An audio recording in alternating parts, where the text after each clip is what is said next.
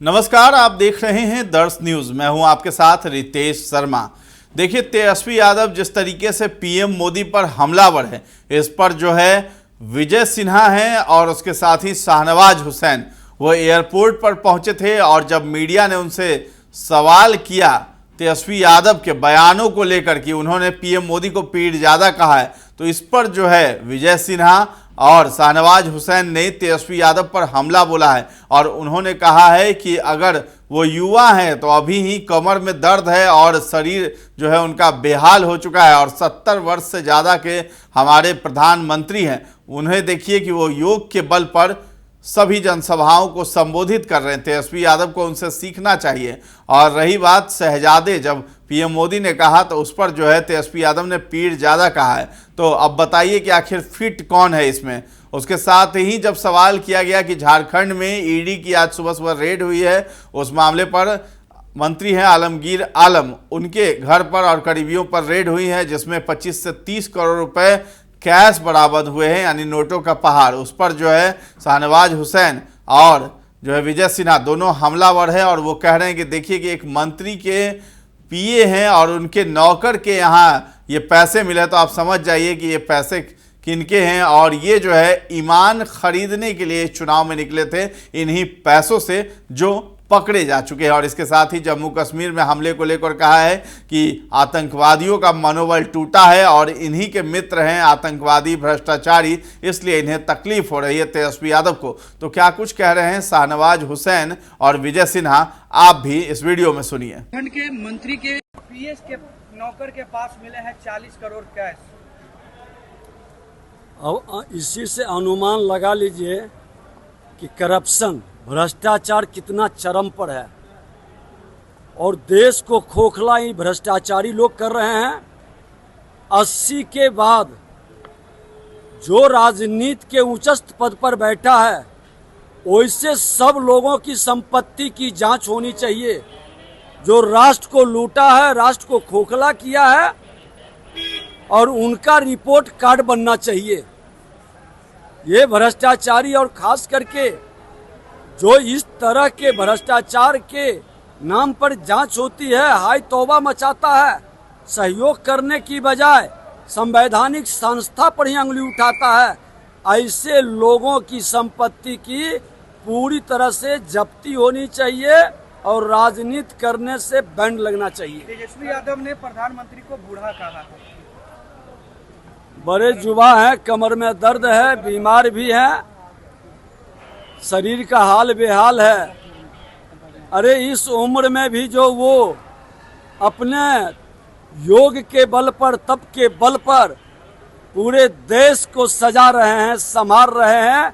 अब विश्वकर्मा के संतान के रूप में सबको, आज युवा हो, महिला हो, किसान हो, गरीब हो, सबके हित में काम कर रहे हैं। आप तो सिर्फ अपने हित में काम कर रहे हैं, अपने परिवार के हित में काम कर रहे हैं। समाज के लिए कौन सी उपलब्धि आपकी है, बता नहीं पा रहे हैं। तो युवा वो है कि युवा ये है, ये स्पष्ट है। जम्मू कश्मीर में आतंकी हमला हुआ है और तेज प्रताप कह रहे हैं कि भाजपा के लोगों ने करवाया है। देखिए, आतंकवादियों का मनोबल टूटा है। पाकिस्तान बेचैन है कि देश के प्रधानमंत्री नरेंद्र मोदी जी फिर से तीसरी बार बनने जा रहे हैं और जिनके यार हैं आतंकवादी, उग्रवादी, भ्रष्टाचारी, वो अपने यार के लिए नाटक नौटंकी कर करके अस्थिरता फैलाना चाहेंगे, लेकिन वो सफल नहीं होंगे, क्योंकि देश के प्रधानमंत्री और देश के गृह मंत्री जी ने साफ शब्दों में कहा है कि जो बीमारी महामारी के रूप में देश में फैला था, वो बीमारी अब नहीं लौटने देंगे। पूरी ताकत से आतंकवाद को खत्म करेंगे। बताइए, जब झारखंड के मंत्री के पीएस के नौकर के पास इतना माल निकल रहा है, तो जब नौकर के पास माल इतना है तो मालिक के पास कितना होगा। और कांग्रेस पार्टी जब हुकूमत में रहती है तो माल इकट्ठा करती है। अब तो केंद्र में नहीं है, राज्य में भी हसोथने में कमी नहीं छोड़ रही। इतना है कि मशीन मंगानी पड़ रही है इतना माल आया कहाँ से है? अपने आप को गरीब पार्टी कहने वाली कांग्रेस, उसके नेता के यहाँ से इतना माल क्यों निकल रहा है? वो लोगों का ईमान खरीदने वाले थे इसी पैसे से। ईमान बिकने वाला नहीं है। झारखंड और बिहार की सारी सीट एनडीए जीतेगा, इसमें कोई शक नहीं। तेजस्वी यादव ने प्रधानमंत्री को बुजुर्ग कहा है। तेजस्वी यादव जी का मैंने बयान सुना। उनको उर्दू नहीं आती है। हम लोग पीर ख़ानदान से हैं। जो पीर के बुज़ुर्ग की औलाद होते हैं उनको पीरज़ादा कहा जाता है। यानी पीरज़ादा का मतलब है जो सज्जादा नशी होते हैं, उनके जो बच्चे होते हैं उनको पीरज़ादा कहा जाता है। उन्होंने उनको पीरज़ादा कहा है। थोड़ा रिसर्च कर लेते, बोलते तो ज़्यादा अच्छा होता। और तेजस्वी जी प्रचार करते करते थके हुए दिख रहे हैं। अब मोदी जी में तेजस्वी यादव से ज़्यादा एनर्जी है। उनको बुजुर्ग कह के बुजुर्ग का वोट खो रहे हैं तेजस्वी यादव। मोदी जी ने तो 70 साल आयुष्मान भारत में करके बुजुर्ग का दिल जीता है, और तेजस्वी यादव बुजुर्ग का अपमान करके वोट खोने का काम कर रहे हैं। जम्मू कश्मीर में जो हादसा हुआ है सर, तेज प्रताप यादव कह रहे हैं कि ये मोदी जी ने कराया है। आखिर चुनाव के टाइम में ऐसा देखिए, बहुत दुर्भाग्यपूर्ण है कि तेज प्रताप यादव और पंजाब के पूर्व मुख्यमंत्री चन्नी ये किस तरह का बयान दे रहे हैं। हमारा जवान शहीद हुआ और ये लोग उसको भी राजनीति के चश्मे से देख रहे हैं। जनता जवाब देगी, और इसका जवाब पहले भी दिया है और भी देंगे। जहाँ तक कांग्रेस के नेता ने महाराष्ट्र में कहा कि जो शहीद हेमंत करकरे है वो आरएसएस वाले पुलिस वाले की एक गोली से मरे, पाकिस्तानी आतंकी के ज़रिए शहीद नहीं हुए, ये बहुत बड़ा अपमान है।